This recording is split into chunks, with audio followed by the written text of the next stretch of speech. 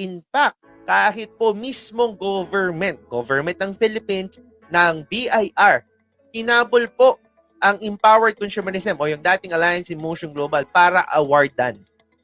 Imagine this, tayo hinahabol para awardan. Yung ibang company hinahabol kasi hindi marunong magbayad ng tax. Okay? Ganun kalupit yung ating company. Pinapalakpakan yan. Okay?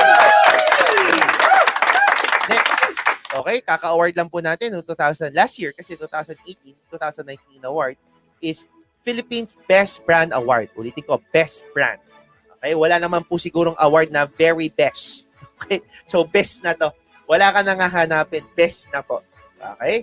Tapos, para mapatunayan ko sa iyo talaga na maganda ito, okay?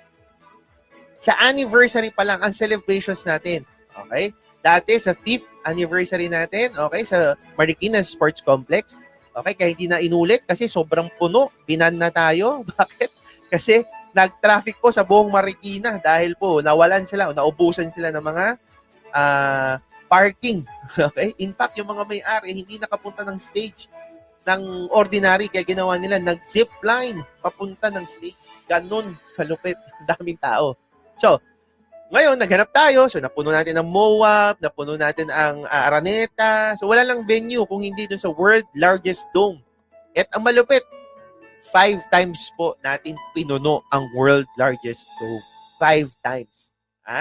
Yan po ay sa Philippine Arena.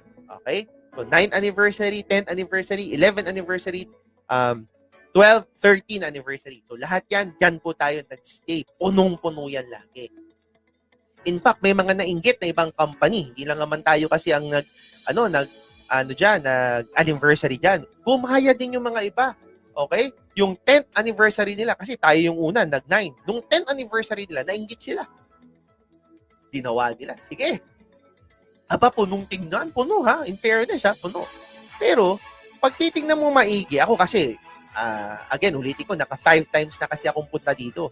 Pag titingnan mo maigi, parang may daya, parang may problema ako dito eh. Kasi doon sa pinakatuktok, bakit parang maitim? Alam ko may mga upuan dyan eh. Pag tiningnan mong maigi, ayun, may blusang itim. Paano ko napatunayan? Kasi nung Empowered Consumerism, yung 9th anniversary pa lang natin, punong. In fact, kahit World Guinness Record, binigyan pa tayo ng award. Hanggang ngayon, nasa atin yung award. The most people wearing smiley mask. At hindi lang isa, 2 po ang hawak ng Empowered Consumerism. Dahil dyan, hindi to basta-bastang kumpanya. O, diba?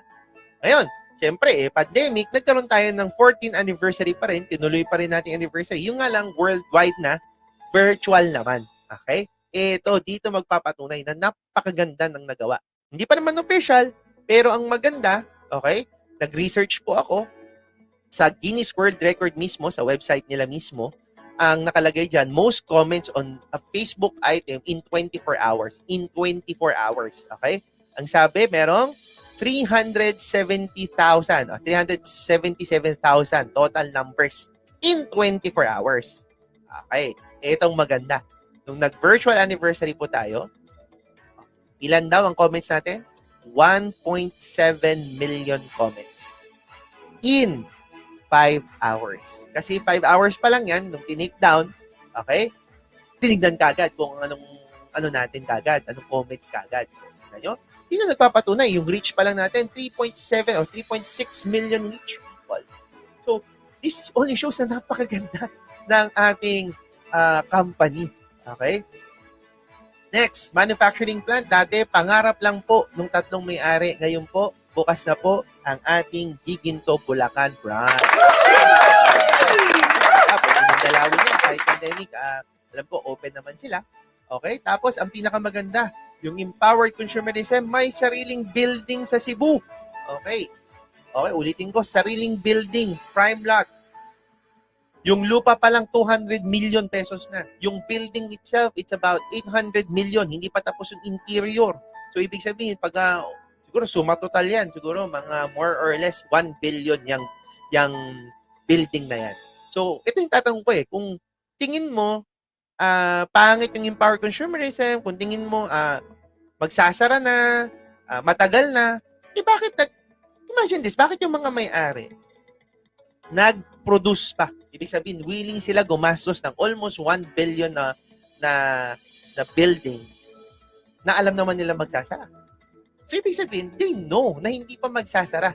Alam nila na matagal pa ang empowered. So, partners natin, in fact, yung mga partners natin, mga big time po ito.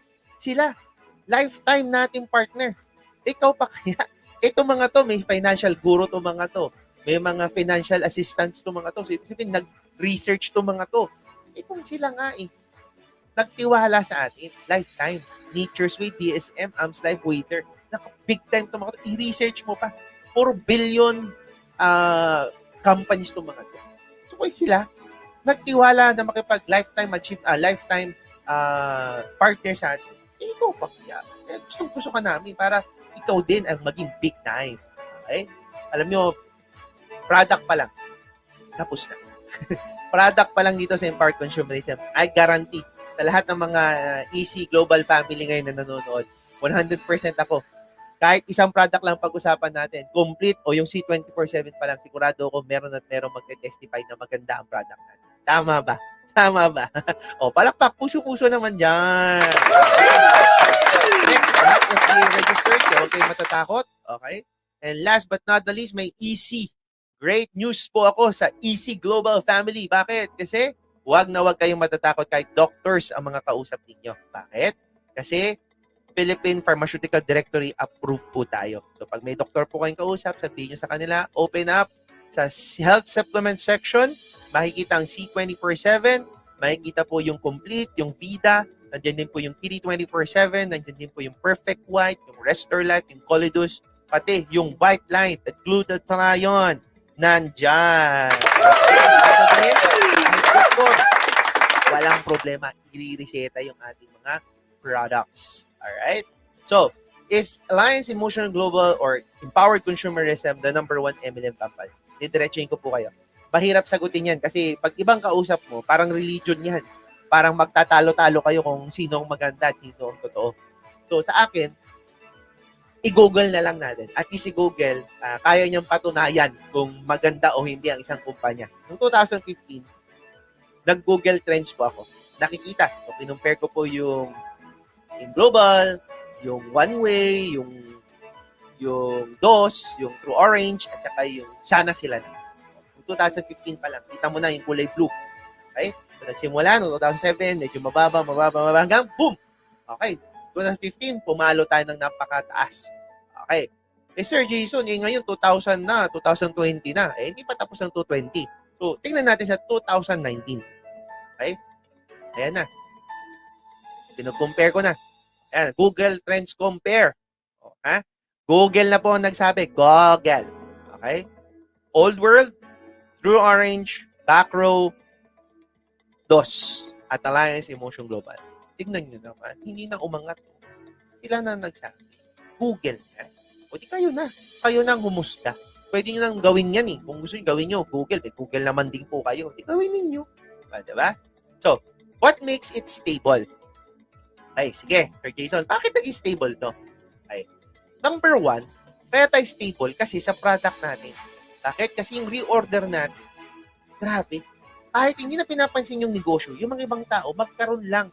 Lalo na sa pandemic ngayon, grabe po ang orders natin ngayon. Hindi ba? Kung nga, nauubusan pa tayo ng stock. Kasi yung demand natin sa supplier, hindi kayang i-supply. Bakit? Kasi sobrang dami ng orders natin. So, ganun kaganda yung atin. Kumbaga, yung konti yung stocks natin dahil hindi ma-supply, good problem yun. Ibig sabihin, ganun tayo mag-demand.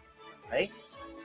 Next, safety net. Okay, sa lahat ng company na sasabihin na walang safety net, ibig sabihin, walang limit. Yung mga words nila, walang limit, sige lang, pasok lang, etc. Naku, matakot na sa ganitong kumpanya. Bakit? Kasi pag tandaan nyo, ang companies, may-ari yan. Ang may-ari, nagtayo ng kumpanya para kumita.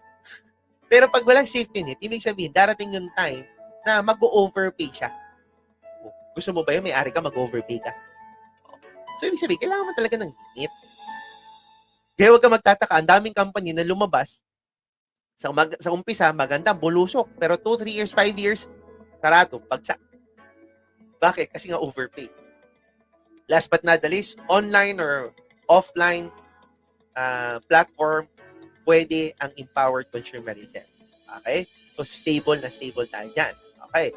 Management pa lang, all over the world, all over the combined, okay, over 100 years na kagad. Okay? In fact, sa akin, 19 years pa lang, Sir Arnel pa, di ba? Yung mga ibang kasama ko pa sa training team, tapos PODs pa, Sir Jurgen pa, pag samasamahin mo, naku po, over 100 years experience. So, ibig sabihin, yung direction mo, hindi ka kakabahan. Kasi lahat itong mga to, yung mga utak na to, nagsama-sama, syempre, most pro-distributor company kasi halos lahat, mahal na mahal yung industriya. Okay?